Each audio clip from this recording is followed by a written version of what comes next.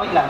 Pwede ka rin naman, eto, ano siya, function siya, greater than. Pwede rin siyang equal. Halimbawa, at year 2008 yung ilalagay nyo dito, buburahin niya. At year 2 is equal to 2008.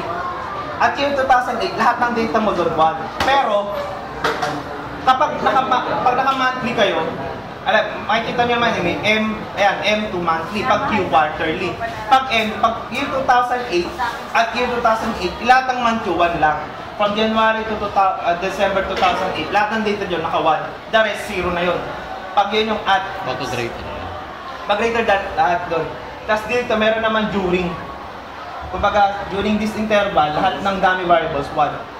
Tapos dito, ayan, pwede dito, specify nyo na lang kung kailan yung gusto. Next.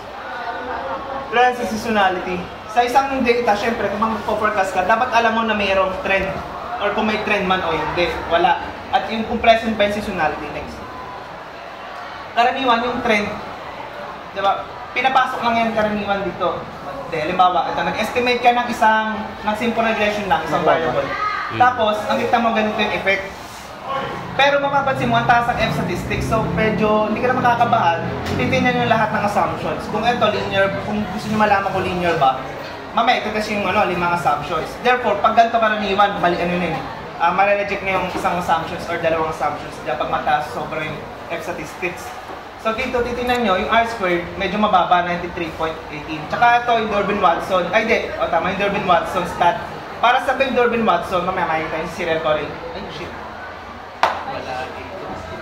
Sige, yung serial correlation. Yung correlation, dito malalaman kung properly, May copy ako ng buong yan. Sige, next. Durbin-Watson, titignan nyo rin to, R-squared adjusted, tsaka F, tsaka probability. Let's go, right.